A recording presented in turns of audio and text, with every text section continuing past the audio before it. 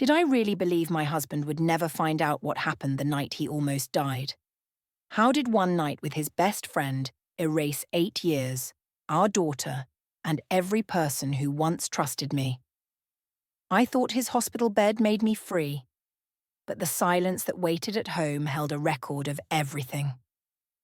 My name is Isolde Marchetti, but everyone calls me Izzy, and I am 30 years old, and I work as a leasing agent at Ridgeline Apartment Complex, where I show model units to prospective tenants and process lease renewals, and quietly believe that I am a woman whose needs have never been properly met by the people closest to her. I have been married for 8 years to Callum, who is 33 and works as a warehouse logistics supervisor.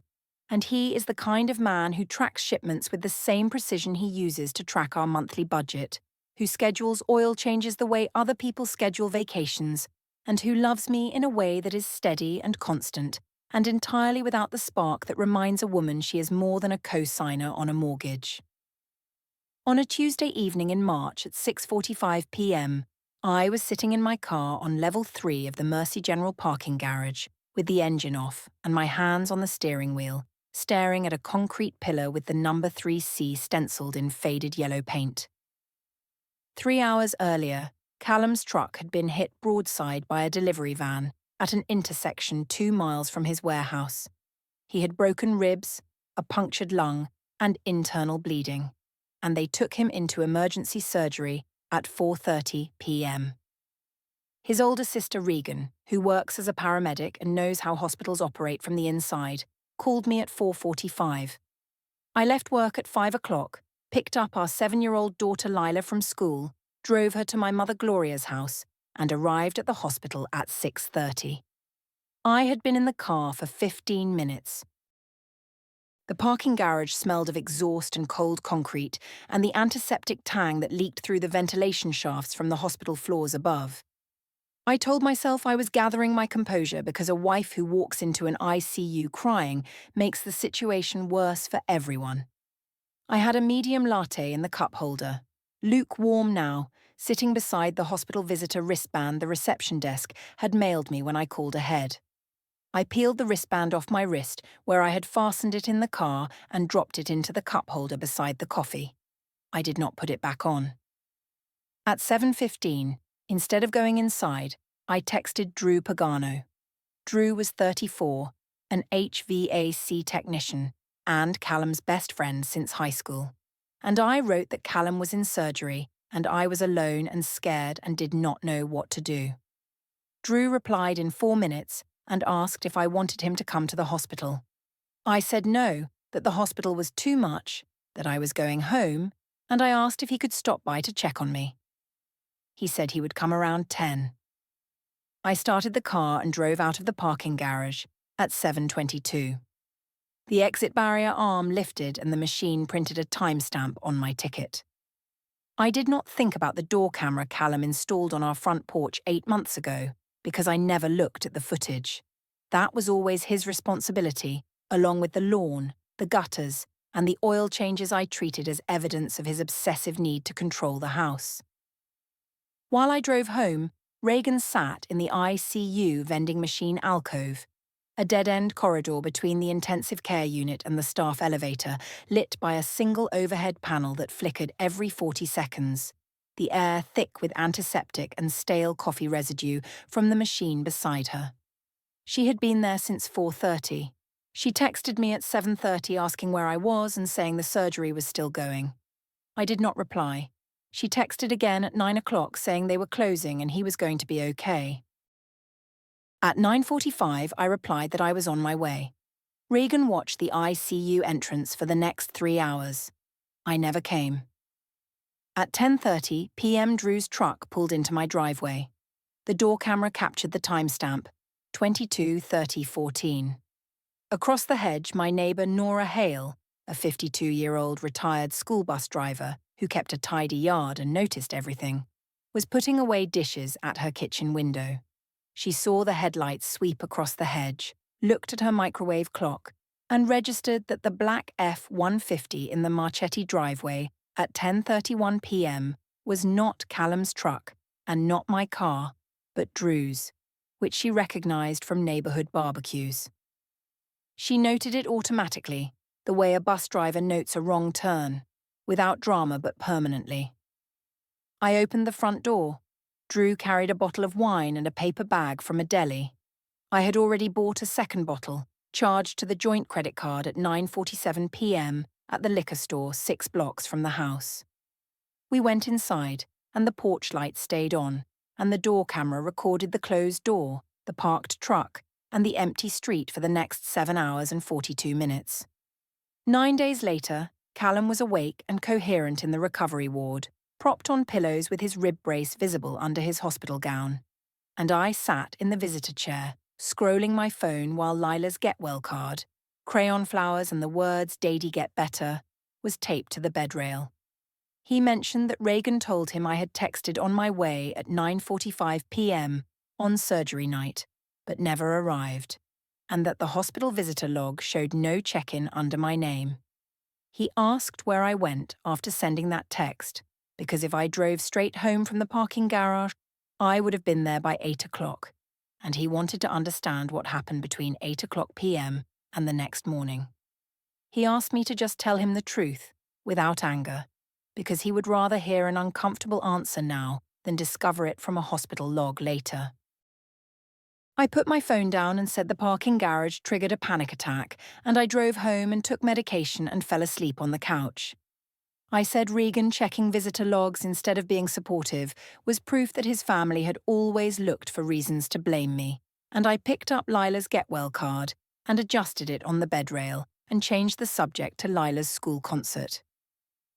10 minutes later, after I stood to refill his water pitcher, he mentioned the joint credit card. A liquor store charge at 9:47 p.m. on surgery night, and a restaurant charge the following evening, neither of which matched falling asleep on the couch after a panic attack. He asked who I was with when I bought the wine, because $38 suggested more than a single bottle for someone going to sleep early. He asked whether Drew came to the house that night, because Drew had not visited the hospital once in 9 days, and a best friend who disappears during a crisis is either grieving or avoiding something. He said the only thing he needed during his remaining hospital days, besides Lila's visits, was an honest account of where I was the night he almost died. I returned with the pitcher and said I bought the wine to calm my nerves, and a husband interrogating his traumatized wife from a hospital bed about a liquor store receipt was the kind of behavior that made me anxious in the first place. I said Drew texted to check on me but did not come over. The heart monitor beeped its steady rhythm, and the painkiller prescription bottle sat on the nightstand beside Lila's card, and somewhere in the visitor parking lot, my car sat with a discarded wristband in the cup holder that could have told a simple story if I had just walked through the doors. On day 10, Reagan visited during her lunch break and told Callum 2 things. The visitor log confirmed no check-in from me on surgery night, and Nora Hale mentioned that morning seeing a black truck in the driveway at 10:30 p.m. and again at dawn. Callum asked Reagan if the door camera was still recording to the cloud. She checked from his account on her phone. The log showed motion detected at 22:30:14 and again at 6:12:7. He asked her to save the footage and not tell me she had access. Day 14. And Callum came home in a wheelchair pushed by Reagan through the front door of a house I had cleaned, with an intensity that should have been its own confession. The living room couch cushions were flipped. Callum could see the manufacturer tags facing up, which he had arranged facing down before the accident. The wine glasses from the drying rack were put away. A faint residue of lemon cleaner hung in the air, mixed with something floral from a candle I lit that morning to mask whatever lingered beneath. He noticed, I am sure of it, but he said nothing as Reagan adjusted his rib brace and positioned the bedroom pillows. Before she left, Reagan whispered something to Callum that I did not catch, kissed his forehead, and drove away. 2 days later, on a Tuesday night at 9:30, Callum sat propped against the headboard, doing his physical therapy breathing exercises while I folded laundry at the dresser. The bedroom window was cracked open, and the distant hiss of Nora's lawn sprinkler carried through the screen. He mentioned the joint credit card app on his phone and a charge of $62 at a restaurant called Harvest Table.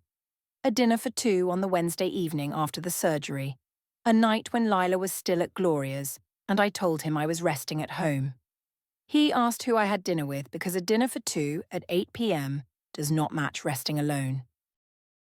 He asked me to name my companion because the restaurant receipt from the card company would show the number of covers, and he would rather hear it from me.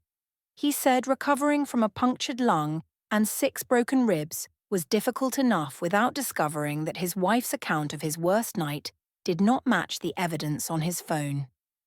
He offered to sit together that afternoon and go through the card statements side by side, transparency as the simplest cure for suspicion. I folded a towel with a sharp snap and said, "Men who almost die become paranoid," and instead of being grateful his wife held the household together while he was unconscious, he was cross-examining me about a dinner I had with a co-worker. I said the dinner was with Tamsin, and $62 was normal for 2 people at Harvest Table. The lawn sprinkler outside hissed through its arc, a rhythmic sweep that sounded like the room breathing around the space where Drew's name should have been.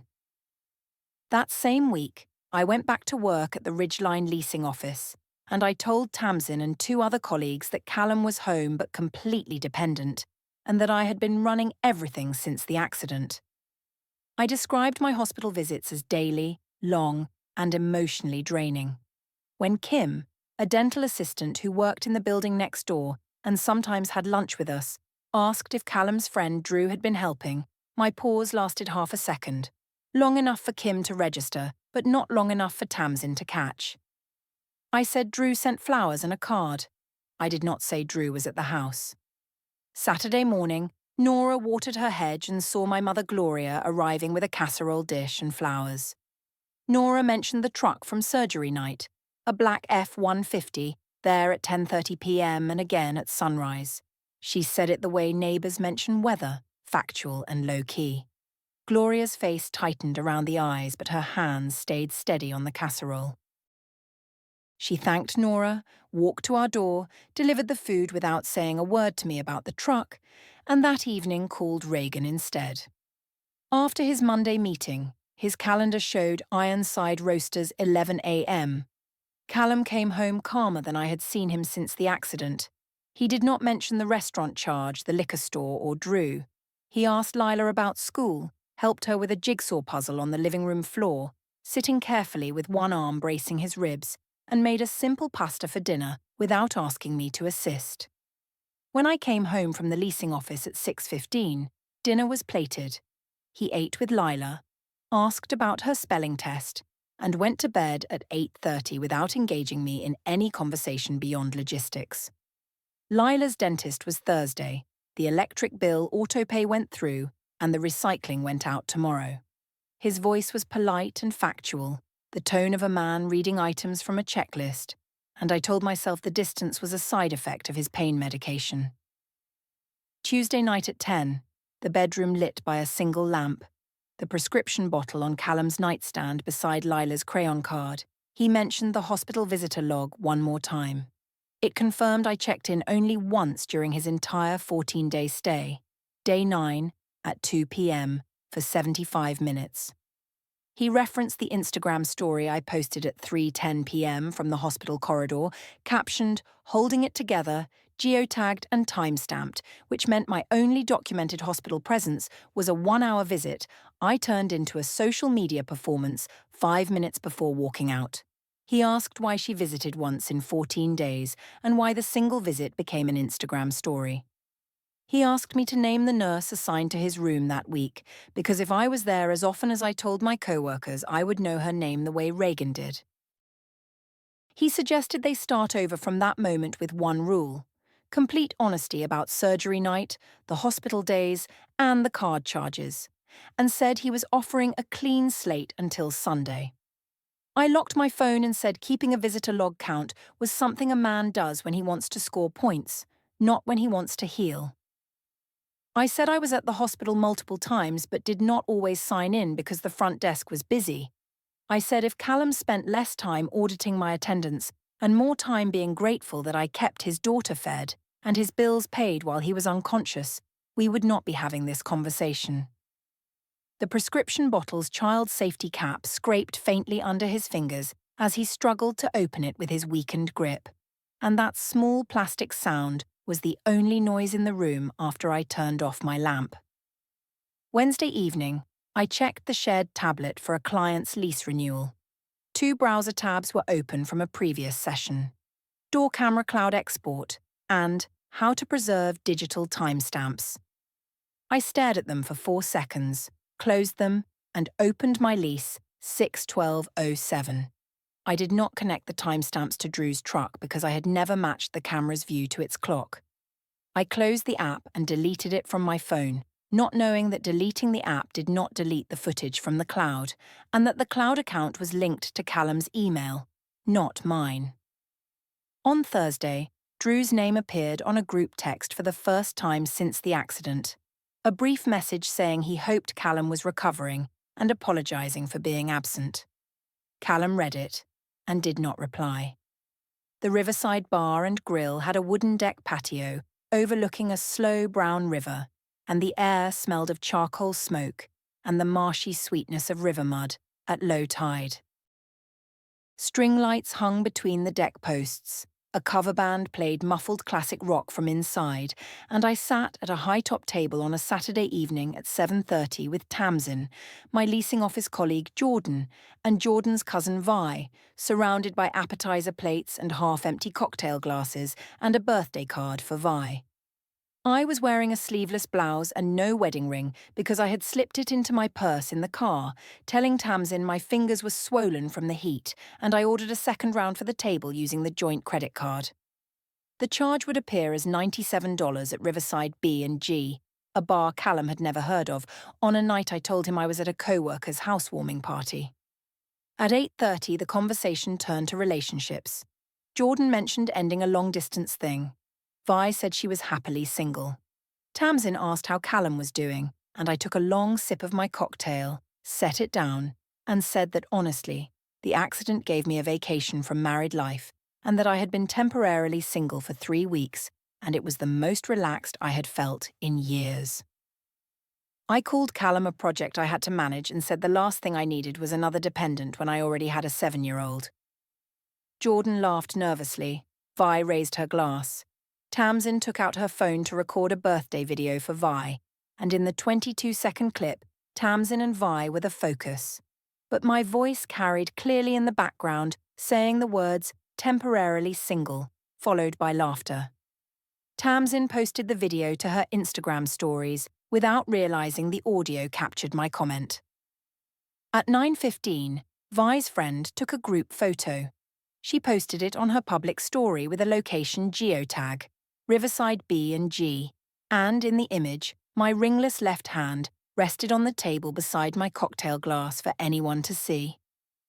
Sunday morning at 10:15, Callum sat on the edge of the bed doing his breathing exercises while I stood in the bathroom doorway brushing my teeth. He mentioned the $97 charge at Riverside B&G from Saturday at 9:47 p.m.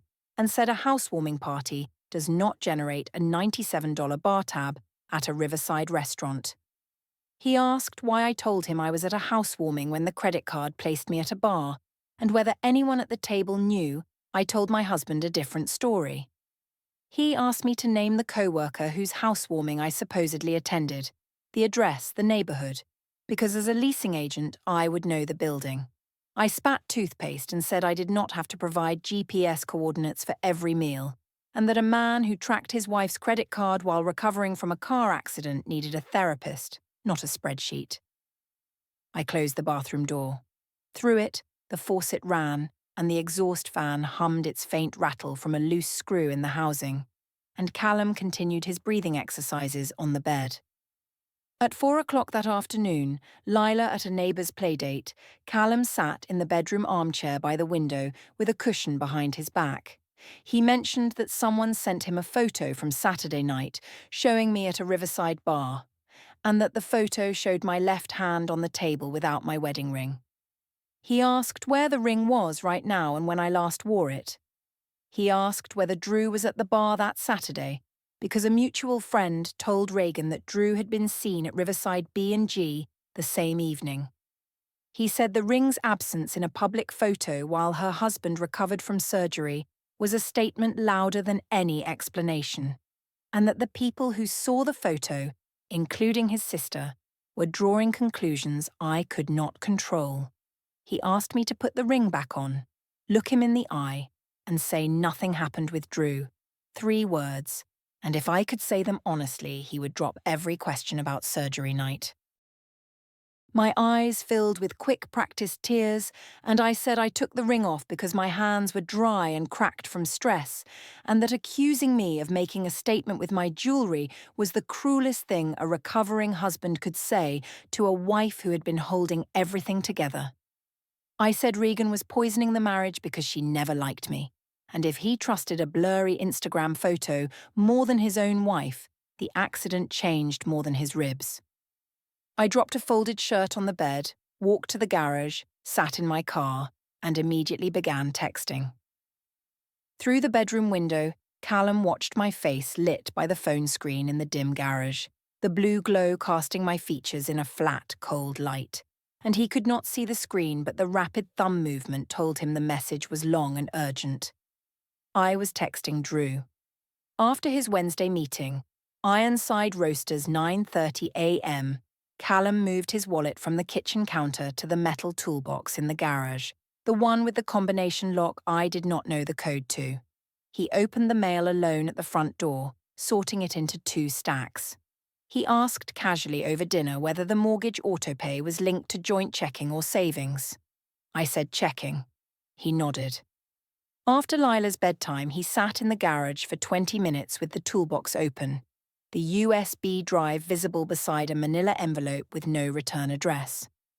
When I opened the garage door to ask what he was doing, he closed the lid and said he was organising his tools. Thursday at the leasing office, Tamsin forwarded me a screenshot, a comment under Vi's cousin's public photo from Saturday. It read, "Isn't that Callum's wife? Doesn't he have broken ribs?"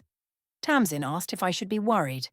I sent a laughing emoji and said people always overreact, but in my computer monitor's reflection, my face did not match the emoji at all. Friday morning, Callum sent Drew a single message.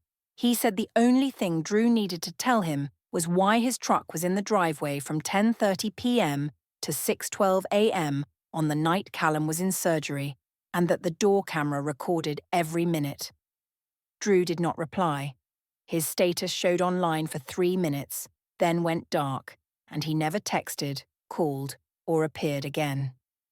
Faye Marchetti's dining room smelled of roasted chicken and warm yeast from fresh bread, and the long oak table was covered with a lace runner and a vase of grocery store carnations and 6-place settings arranged with the careful symmetry of a woman who had been a school aide for 30 years. Lila sat between Callum and me in a booster seat, tearing a breadstick into pieces, and the meal began with small talk about her school art project and Callum's physical therapy progress, while I narrated to myself that the dinner felt calculated. Too many glances between Reagan and Faye. Too many pauses after my sentences. Then Lila said it. She was carrying the butter dish from the kitchen counter with the careful 2-handed grip Faye taught her, and she announced in her bright, unhesitating voice that Uncle Drew slept on the couch with Mommy, and that he was there when it was still dark outside, and she was not home. Faye's hands hovered above the breadbasket. Reagan looked at me with the precision of a paramedic assessing a symptom she already suspected. Callum's hand went flat on the tablecloth, palm down, fingers spread, motionless, and the lace pattern pressed into his skin. The chicken steamed on its platter and nobody reached for it. In the parking lot at 8:15, under the hum of a streetlight and the fading smell of roasted chicken drifting through the restaurant's vent, Callum referenced Lila's exact words, "when the birds started singing," and said a 7-year-old's reference to birdsong corresponds to approximately 5:30 to 6 o'clock a.m., which was within 12 minutes of the 6:12 a.m. door camera timestamp. He asked how Lila knew Drew was there until dawn, because either she saw him on a different visit, or I brought her home while Drew was still present, or she overheard a phone conversation that described the timeline. He said Lila's words changed this from a trust issue to a parenting concern, because a child carrying this information is a child whose home life has been disrupted by decisions she did not make. He suggested we go inside right now, sit with Faye, and I could explain the full truth of surgery night to everyone at once, because if the truth was innocent, telling it openly would clear everything faster than any private argument.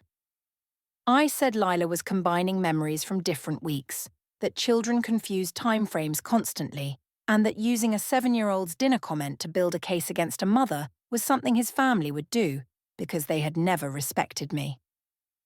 I said the conversation was over, and I wanted to go home. The neighbor's lawnmower engine shut off mid-sentence, and the sudden silence made my refusal sound louder than I intended. The following Monday at Reagan's apartment, she showed Callum the full evidence: the door camera footage with both timestamps, Nora's handwritten observation on lined paper, the public Instagram photo of me at the bar with no ring, the screenshot of Tamsin's birthday video where my voice said, "temporarily single," the hospital visitor log showing 1 check-in in 14 days, and the joint credit card charges that did not match any of my stated locations. Callum asked Reagan to build a timeline document cross-referencing each item with the version I had given him. That Tuesday evening, I sat beside Callum on the bed after Lila fell asleep and said I wanted to clear the air. I told him Drew came to the house on surgery night, not for 20 minutes but for a few hours. I said I was frightened and alone, and Drew brought food and wine, and we talked about Callum and the accident, and I fell asleep on the couch and Drew left in the morning. I said nothing happened between us, and I lied about the 20 minutes because I knew how it would look, and I was protecting the marriage, not hiding a betrayal. Callum listened and asked one question. If nothing happened, why did Drew disappear after the accident? No hospital visits, no phone calls, no contact until the group text, and then silence after Callum mentioned the door camera. He said innocent people do not vanish when a camera is mentioned, and that my controlled version still had a missing piece. I said Drew felt guilty for not visiting the hospital, and the camera comment scared him because it felt like an accusation. Callum nodded slowly and thanked me for telling him more than before, and he did not say whether he believed me. He walked to the garage, opened the toolbox and added a handwritten note. Through the bedroom window, I watched him bend over the toolbox and write, and I told myself his garage rituals were becoming obsessive. What I did not understand was that by confirming Drew's presence, the hours, and the wine, I had filled every blank the door camera left open and transformed my weeks of denial into a documented chain of deception. In the garage at 10:30, beside the half-finished quiet of the late evening, Callum mentioned the toolbox and said it held a timeline, not as a threat, but because the contradictions had exceeded what memory alone could track. He asked what I expected him to do with a wife who changed her story 3 times in 4 weeks, from I never left the hospital to I went home alone to Drew was there for hours but nothing happened, and whether I understood that each revision erased the trust the previous one tried to build. He asked me to open my phone's message thread with Drew right now to show the last message date, because willingness to show it would say more than the content. He said he would not ask again, and that the next step would be formal. I said I would not stand in a garage being interrogated beside a locked toolbox, and that a husband who built timelines during recovery instead of rebuilding his marriage was the one destroying the family. I walked inside and closed the kitchen door firmly. Not a slam, but a deliberate, controlled closure that sounded worse because it signaled the conversation was beneath me. Wednesday morning at 6:15, Callum opened the toolbox, removed the manila envelope, read its contents for 2 minutes, and placed it in his work jacket, hanging on the garage wall hook. He renamed a phone contact, replacing the name with a single gavel emoji, and sent a brief text. He made Lila's lunch and wrote a note for her lunchbox. "You are my sunshine. Love, Dad." When I came downstairs at 7 o'clock, he was pouring cereal and singing a song from Lila's favourite movie, and his warmth was aimed at his daughter, at the cereal bowl, at the packed lunchbox, at everything except me. Monday night at 9 o'clock, the central air conditioning hummed through the bedroom vents while Callum sat on the edge of the bed with his rib brace off for the first time, and I applied lotion at the dresser. He mentioned the close friends story I posted from a coffee shop over the weekend, captioned "Healing in Progress" with a flexed arm emoji, and said the word healing applied more accurately to the person who had a punctured lung than to the person curating Instagram content from a cafe. He asked whether I had told anyone, co-workers, friends, family, the full truth about surgery night, because he had heard from multiple sources that the version circulating among my social circle did not include Drew, the wine, or the 7-hour stay. He asked if I could name one person outside the house who had heard the few hours nothing happened version I gave during the controlled bargain, because if nobody else had heard it, I was telling different stories to different audiences, and the only version that included Drew was the one given under pressure. He offered one final path, a single counselling session this week, 1 hour, where I could tell the complete truth with a professional present. I capped the lotion bottle and said a man who counted his wife's Instagram captions while building a toolbox timeline and scheduling secret coffee meetings was not asking for honesty. He was building a prosecution. I said if he needed a counsellor to believe his own wife, the marriage was broken before the accident. The air conditioning clicked off mid-sentence, and the sudden absence of white noise left the room feeling stripped bare. Tuesday at 12:30, I sat in the Ridgeline leasing office break room with Tamsin, Jordan and Brenda, the office manager, at a round table beneath a motivational poster that read, "Home is where the heart is." I told them my version of the past 5 weeks. I said the accident changed Callum psychologically, that he had become obsessive and paranoid, tracking my credit card, analysing my Instagram, and using our 7-year-old daughter's words as evidence against me. I said his sister was running a surveillance operation, and his mother had stopped speaking to me. I said I had been the sole provider, sole parent, and sole emotional anchor, and instead of gratitude, I was receiving interrogation. I did not mention the door camera, the 7-hour timestamp, Drew's overnight presence, the wine, the temporarily single joke, Lila's comment about birdsong, or the fact that I visited the hospital once in 14 days. Tamsin nodded. Jordan stirred her soup without eating. Brenda asked if I needed time off, a question that carried weight because Brenda's sister was a family mediator, and Brenda recognised the language of someone constructing a public defence before a private reckoning. After lunch, Jordan texted her boyfriend who played basketball with one of Callum's warehouse co-workers and mentioned the situation casually. That evening, the co-worker texted Callum saying he heard Izzy was telling people at her job that Callum was paranoid. Friday afternoon, Gloria sat on her porch in a folding chair beside hanging petunias, waiting. When I pulled into the driveway to drop Lila off for a playdate, she told me to sit down. She recounted Nora's observation, the truck, the times, the kitchen window. She recounted Lila's comment word for word because Faye told her. She lined up the 3 versions I had given, 20 minutes, then asleep alone. Then a few hours, but nothing happened. She said a story that changes 3 times is not a story but a renovation. And renovations are for buildings, not marriages. She said she loved me but would not build credibility on a foundation I kept redesigning. I cried and said she was abandoning me. She said she was standing still and I was the one moving farther from the truth. The petunias swayed in a breeze neither of us acknowledged. Friday night at 9:45, Callum sat on the folding metal chair in the garage, its uneven leg tapping the concrete each time he shifted. The toolbox was closed, his work jacket hung on the wall hook with the interior pockets slightly bulging. He said someone at my workplace had described him as paranoid, a word I used in the break room that week, and the description had reached people beyond our marriage. He asked me one final time for the complete truth about surgery night, the version that included what the door camera saw, what Nora saw, what Lila knew, and what Drew ran from. He asked me to look at the toolbox and tell him whether I believed its contents would match my latest story or contradict it. He said the next conversation on this subject would happen in a room with a neutral third party and a timeline printed on paper I could not edit mid-sentence. He did not offer a compromise. He said he had tried words first, and words were not enough. I leaned against the doorframe and said, "Men who survive car accidents develop a savior complex, expecting the world to worship their recovery while punishing the women who held everything together."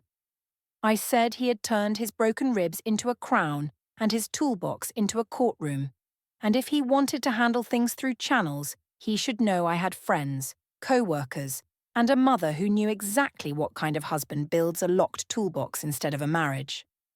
I walked inside. The garage stayed open. Night air drifted in with the scent of cut grass. After Friday's meeting, Ironside Roasters 7 a.m., Callum returned in slacks and a collared shirt, carrying a padded envelope. He placed it in the toolbox, aligned everything inside, closed the lid, and spun the combination lock. He told Lila they would build something together soon. He changed the emergency contacts on her school file.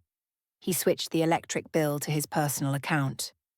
Monday morning, I found a browser tab on the shared tablet. Timeline Admissibility Family Proceedings. I read one paragraph, closed it, and drove to work, where I posted a steering wheel selfie captioned, "One step at a time," with a prayer emoji. 6 hearts arrived. None were from anyone in Callum's family. Wednesday evening, he asked me to drive him to his orthopedic follow-up Thursday at 10:30 at Mercy Clinic and to wait in the lobby during the appointment. I said fine. I did not notice his work jacket already draped on the kitchen chair, its pockets slightly bulging, ready for morning. The orthopedic waiting room at Mercy Clinic sat on the second floor. Beige walls and commercial carpet, and the smell of antiseptic mixed with hand sanitizer. 8 padded chairs beneath a muted television showing a home improvement program. I sat in the third chair scrolling my phone while Callum checked in at the reception window and was called back at 10:20, carrying his work jacket over his arm. At 10:35, a woman in a navy blazer entered from the elevator, spoke briefly to the receptionist, and walked toward me.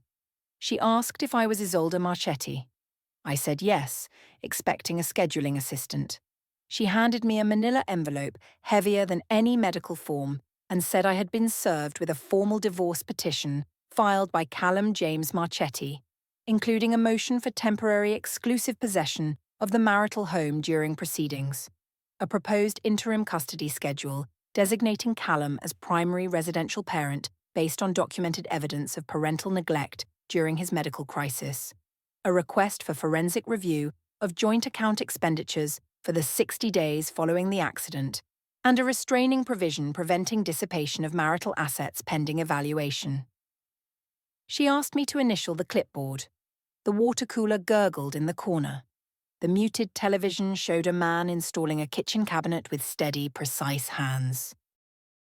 The petition was 16 pages with a county clerk's stamp, and the exhibits included door camera stills with both timestamps showing Drew's truck arriving and departing, Nora Hale's signed written observation with dates and times, the hospital visitor log showing my single check-in in 14 days, the joint credit card trail from the liquor store to Harvest Table to Riverside B and G, with none of the charges matching my stated locations, the public Instagram screenshot of me at the bar with no ring, Tamsin's birthday video screenshot referencing the temporarily single audio, Regan's signed timeline cross-referencing 11 contradictions between my stated versions and the digital evidence, and a note confirming Gloria's willingness to testify that she was never asked to watch Lila on any night I claimed to be home alone. Every quiet gesture from the past 5 weeks, the Ironside Roasters meetings, the metal toolbox, the USB drive, the manila envelope, the gavel emoji contact, the browser tabs, the handwritten notes, converged into those 16 pages. The door camera installed to watch for packages had watched for everything else instead. I stood and walked to the reception window and told the receptionist my husband was not well and was making decisions under medication. She said she could not comment on personal matters and asked me to keep my voice down. A mother with a toddler in the adjacent chair gathered her bag and moved 2 seats away. I called Tamsin, who said the temporarily single video was apparently part of the evidence and she needed to protect her own position. I called Gloria, who said I should read every page and respond through professional channels because the time for family conversations ended when my story changed for the 3rd time. I believed that a wife who protects her own comfort during a crisis is a wife who survives, and that survival matters more than presence. But the visitor wristband I peeled off in the parking garage was proof I chose not to enter. The door camera I forgot about was the witness I never dismissed. The neighbour I never considered was the observer with a microwave clock and a piece of lined paper. And the man with the punctured lung and 6 broken ribs, the one I called temporarily replaceable from a bar patio with my ring in my purse, built a locked toolbox, a USB drive, a signed statement, and a timeline so clean it spoke louder than any story I could revise. Closure snapshot. The first custody exchange happens Saturday morning at the front porch. I bring Lila's overnight bag and a colouring book from the pharmacy. Callum stands at the door without his rib brace for the first time, wearing a t-shirt and jeans, Lila beside him holding the friendship bracelet she made at Gloria's. Through the open door the hallway is clean, and Lila's scooter helmet hangs on its hook beside a new crayon drawing taped to the wall. A house with 2 stick figures, one large and one small, standing beneath a yellow sun. On the kitchen counter, a single coffee mug sits beside Lila's lunchbox, which has a note tucked under the lid that I cannot read from this distance. Callum nods once, polite, brief, complete, and guides Lila inside. The door closes. The porch camera's small white light blinks green above the frame, recording nothing now except an empty driveway and the first morning light crossing the concrete in long, clean lines.